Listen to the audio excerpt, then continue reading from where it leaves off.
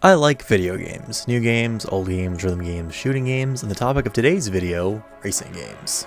And one of the most fun aspects of racing games for me is drifting. It's why my most favorite racing game is the original Grid, and it's why I enjoy the Forza Horizon series so much. So I've decided that I want to learn how to drift on a wheel. The only issue is that, for the entire time I've been drifting, I've been using a controller to play, and according to the internet, driving on a controller is the worst thing ever. I mean, the internet wouldn't lie, would it?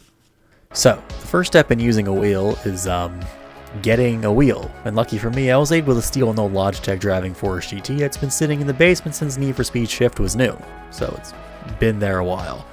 So, connecting it to my PC and downloading a couple of drivers, I was ready to start driving.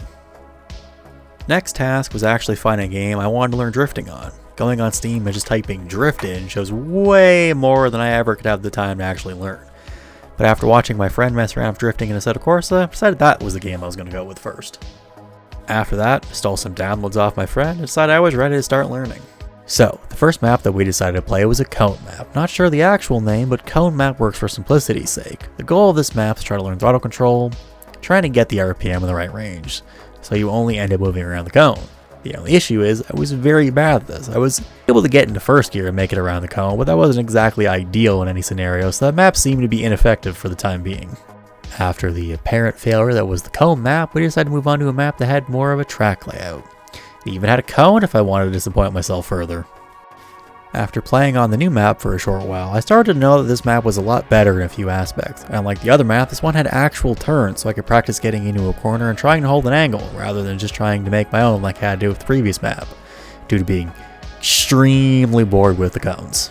I feel like making a move to a more track-focused map was a massive help, since I was already attempting to try and hold an angle on the previous map, but now I had an actual line of sight on what I wanted to do rather than just having to imagine it myself. I was still running into issues, the two main ones being, instead of initiating a drift, I was just sliding into a wall, and the other one being the hard correction the car was making as I was exiting the drift. Not entirely sure if it's the wheels overcorrection or me oversteering, but as I played more, it happened less frequently. That's all I got for practice during the first session. There was roughly around an hour and a half worth of recording and about 3 hours of total drifting at this point, so hopefully in the next video I have at least a tad more experience. If you have any better ways for me to learn, be sure to leave them in the comments below, and yeah, have a good one.